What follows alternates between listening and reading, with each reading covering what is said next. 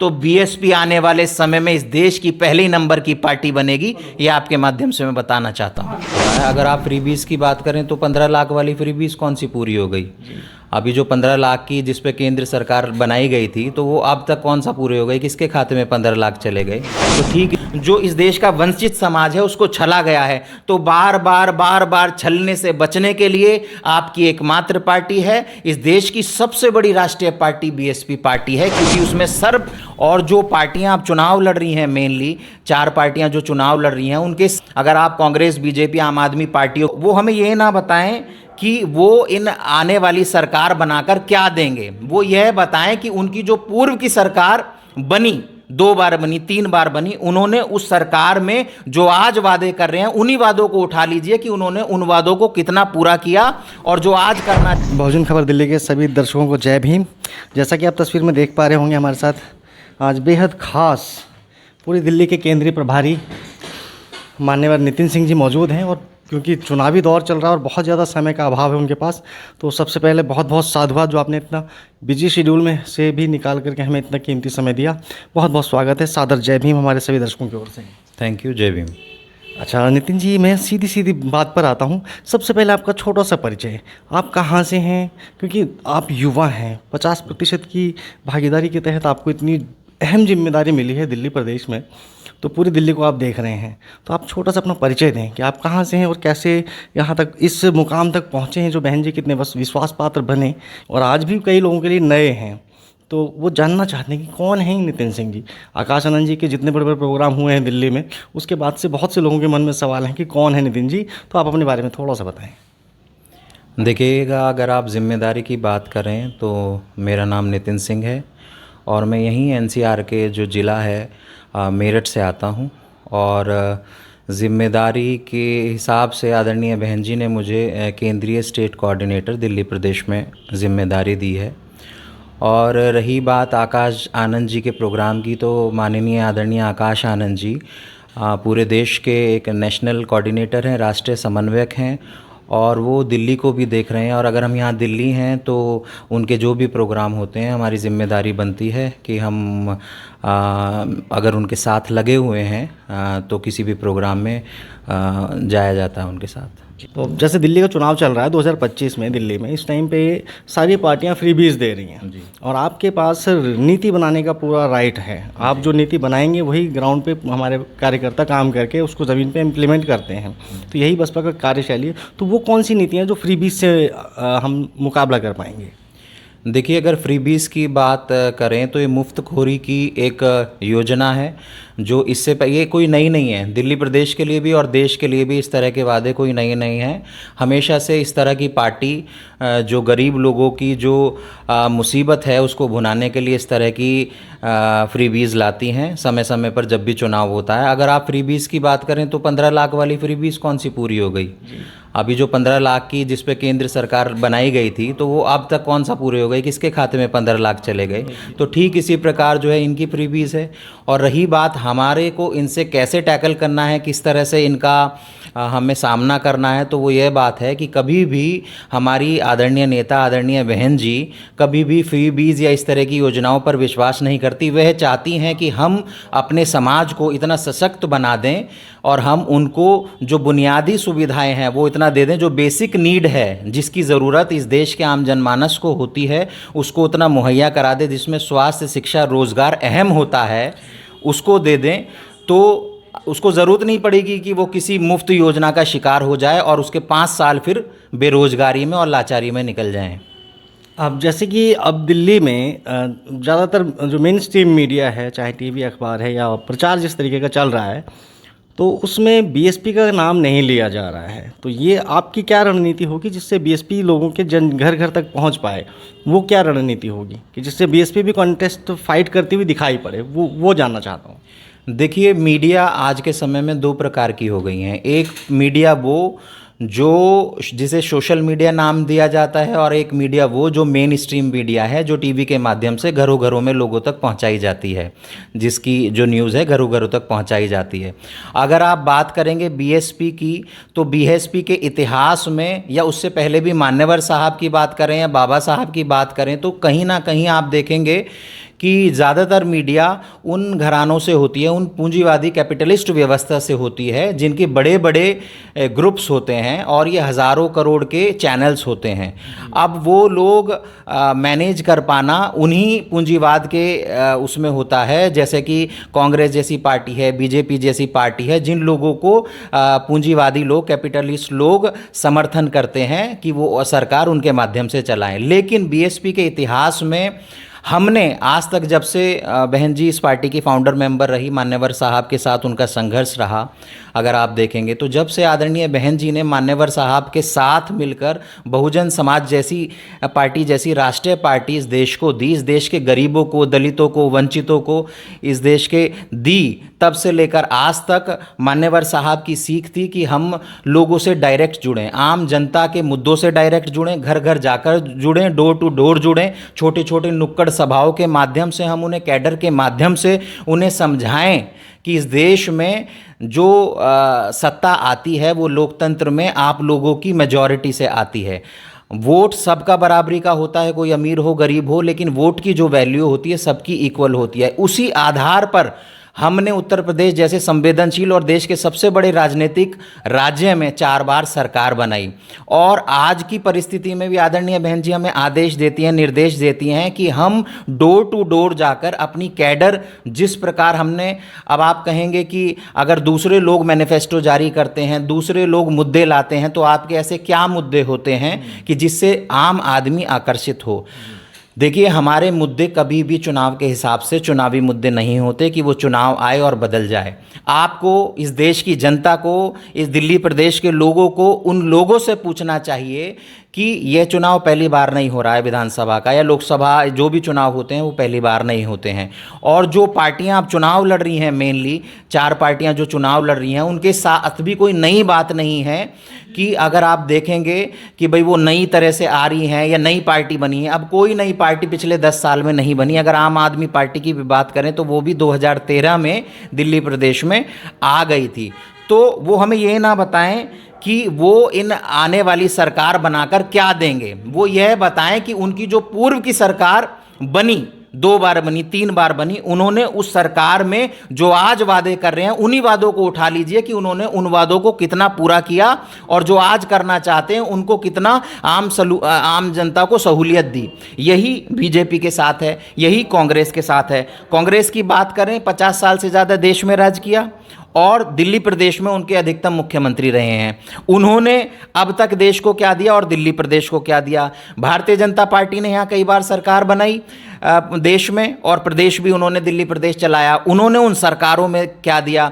और जो सरकार, आम आदमी पार्टी की सरकार आज फ्री बीज की बात कर रही है, या आज वो ये बात कर रही है कि वो सड़क ठीक कर देगी, नाली ठीक कर देगी, खड़ंजे ठीक कर देगी, पानी की व्यवस्था अच्छी तरह कर देगी, रोजगार के लिए करेगी, शिक्षा के क्षेत्र में वो लोगों को बाहर भेजने का जो जुमला बोल रहे हैं, वो सारे जुमले, उनमें से एक भी जुमला उन्होंने पिछले 12 साल में, 14 साल में पूरा किया हो तो ये आप देखिए और इस देश की जनता देखेगी। लेकिन समस्या ये है कि ये लोग सोचते हैं कि इस तरह से लोगों को बरगला कर, इस तरह से झूठे लोगों को वादे कर कर वो समझते हैं कि इस देश की जनता गरीबी से इतना त्रस्त है कि उसकी गरीबी को आप भुना लेंगे, और वो इस जनता को मूर्ख समझती है, पागल समझती है। लेकिन उन्हें यह सोच लेना चाहिए कि जनता जिस तरह विश्वास करके बना सकती है उसी तरह उखाड़ फेंक सकती है। तो इस बार जनता दिल्ली में से इन तीनों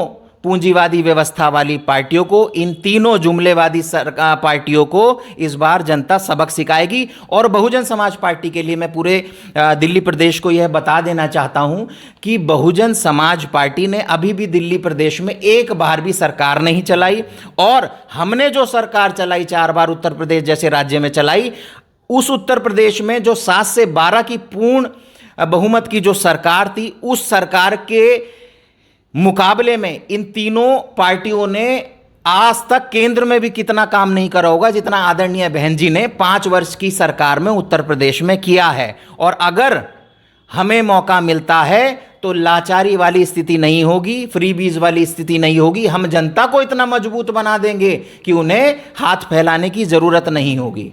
मतलब सीधी बात कि मांगने वाला नहीं, बहुजन समाज पार्टी देने वाला बनाती है। क्योंकि देखिए आपका समय बहुत कीमती हो, तो अंत में मैं चाहूँगा जो हमारे दिल्ली के समस्त युवा हैं उनके लिए आप एक बार कुछ संदेश दें, क्योंकि आप खुद भी युवा हैं और आप जब आप जैसे इतने कम उम्र के इतने शार्प माइंडेड हैं आप, नो डाउट, तो आप अपने युवाओं के लिए कुछ कहें कि भाई बीएसपी से क्यों जुड़ें। देखिए, मैं दिल्ली प्रदेश के युवाओं को और आपके चैनल के माध्यम से इस देश के युवाओं को बीएसपी से जुड़ने की अपील से पहले यह बात बताना चाहता हूं कि भारतीय राजनीति के इतिहास में अगर उनको लोकतंत्र में संवैधानिक प्रावधान में बाबा साहब अम्बेडकर के दिए गए संविधान की बदौलत उन्हें पढ़ने लिखने का अधिकार मिला, तो उस पढ़ाई का उपयोग सही दिशा और दशा बदलने के लिए करें, अपना वोट का इस्तेमाल करें। मेरे कहने का मतलब है कि आप जो युवा हैं वह यह देखें कि जब वो 18 साल पार कर लेंगे, 12वीं क्लास पूरी कर लेंगे, तो उन्हें किस कोर्स में कहाँ एडमिशन लेना है, और वो अगर एडमिशन लेते हैं तो उसकी कितनी फीस लगती है, और उस कोर्स को अगर वो सरकारी रूप से सरकार उन्हें वो सुविधा नहीं दे पा रही है तो उसको प्राइवेट करने में, जो प्राइवेट इंस्टीट्यूशंस होते हैं उनमें अगर आप पढ़ाई करते हैं तो ऐसे कितने लोग हैं जो उन प्राइवेट इंस्टीट्यूशन में पढ़ाई कर पाएं।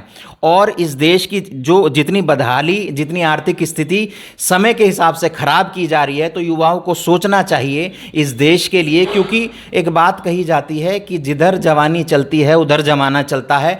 तो मेरा यह कहना है कि जवानी उधर नहीं चलनी चाहिए जिधर अंधकार हो, जवानी उधर चलनी चाहिए कि आप ऐसी पार्टी, ऐसी लीडर को चुनो जिन्होंने कभी भी पूर्व में आपके सामने गलत झूठे वादे ना किए हों, जिनकी सरकारों में युवाओं को रोजगार मिला हो, और जब युवा रोजगार पाते हैं तब उनकी भविष्य संभलता है, उनके परिवार का भविष्य संभलता है, और इस देश के जब मेजॉरिटी में लोगों का भविष्य संभलेगा, सुधरेगा, तो वो भारत देश में निर्माण की ओर बढ़ेंगे। अब एक तरफ अगर 5% लोग काम करते हैं और एक तरफ 100 में से 100% लोग करते हैं, तो जो 100% लोगों का भूमिका इस देश को चलाने में होगी, तो ये देश दुनिया का सर्वोत्तम और सबसे अच्छा देश बनने के लिए वो रहेगा। और मेरा युवाओं से ये है कि आप बीएसपी को इसलिए भी वोट दीजिए क्योंकि अगर आप देखेंगे अन्य पार्टियों की तरह, अगर आप कांग्रेस, बीजेपी, आम आदमी पार्टियों की बात करेंगे तो वहाँ पे एक प्रकोष्ठ होता है युवाओं का, एक विंग होती है युवाओं की। लेकिन आदरणीय बहन जी ने मैं भी एक युवा हूँ और हमारे प्रदेश अध्यक्ष भी युवा हैं, और मेरे जैसे हज़ारों लाखों युवा पूरे देश में कश्मीर से लेकर कन्याकुमारी तक बीएसपी के बैनर तले बीएसपी पार्टी में काम करते हैं, बीएसपी पार्टी में काम करते हैं, और हज़ारों युवा अच्छे बड़े पदभार पर बीएसपी पार्टी में हैं। और आदरणीय बहन जी का एक निर्देश है अपने सभी वरिष्ठ जो प्रभारी होते हैं, जो टॉप क्लास की जो उनकी लीडरशिप है, उनके लिए ये है कि आप हर प्रदेश में, हर विंग में, चाहे वो डिस्ट्रिक्ट हो चाहे वो हो, उसमें किसी अलग विंग को युवाओं के लिए ना बनाकर उनकी भागीदारी मेन विंग में, जो मेन बीएसपी है, उसमें उनकी सुनिश्चित करें और उनको 50% युवाओं को रखें। इसलिए युवाओं का दिल्ली प्रदेश के साथ साथ पूरे देश में बीएसपी पार्टी में स्वागत है। ये पार्टी आपकी है, आपका मूवमेंट है, बाबा साहब का मूवमेंट है। आज जो लोग बाबा साहब के मूवमेंट को, बाबा साहब का नाम लेकर, उनके फोटो दिखाकर, उनके संविधान की प्रति दिखाकर इस देश को ठगना चाह रहे हैं और फिर उसे अंधकार में लाना चाह रहे हैं, तो ऐसे लोगों से मुकाबला करने के लिए देश के युवाओं को आगे आना पड़ेगा। और रही बात उन लोगों, ऐसी पूंजीपति पार्टियों के माध्यम से जो युवाओं को ठगने के लिए नई नई पार्टियां युवाओं के चेहरे के नाम पर वो प्रोजेक्ट कर रहे हैं, उन पार्टियों से इसलिए बचना पड़ेगा कि आपने समय देखा है। अगर आप भारतीय राजनीति का इतिहास देखें तो समय समय पर इनको छला गया है, खासकर जो इस देश का वंचित समाज है उसको छला गया है। तो बार बार छलने से बचने के लिए आपकी एकमात्र पार्टी है, इस देश की सबसे बड़ी राष्ट्रीय पार्टी बीएसपी पार्टी है, क्योंकि उसमें सर्वजन समाज का मेहनत लगती है, उसकी भागीदारी होती है। तो अपनी पार्टी पर विश्वास करते हुए बीएसपी को मजबूत बनाने के लिए बीएसपी को सपोर्ट करें और वोट करें। जी, बहुत बहुत साधुवाद नितिन जी, आपने बड़ी बेबाकी से अपनी बात को रखा है। अब चलते चलते दिल्ली में, क्योंकि हम बैठे हैं, पूरे भारत की राजधानी है दिल्ली, और दिल्ली का संदेश पूरे देश में जाता है, पूरे भारत में जाता है। लेकिन अभी हमने देखा कि कल हरियाणा प्रदेश में एक हमारे बसपा पदाधिकारी की हत्या कर दी गई, और इससे पहले भी के आर्मस्ट्रॉन्ग जी की हत्या हुई थी। तो इन सब घटनाओं पर आपकी क्या प्रतिक्रिया है? ये सब इसलिए होता है क्योंकि जब बीएसपी आगे बढ़ती है, आप पूर्व से देखिए, कभी भी जो बीएसपी पार्टी है वो कोई भी प्रदेश रहा हो या हमारे साथ काम करने वाले लोग रहे हैं, समय समय पर बीएसपी के बढ़ने से कई पूंजीवादी व्यवस्था को दिक्कत होती है।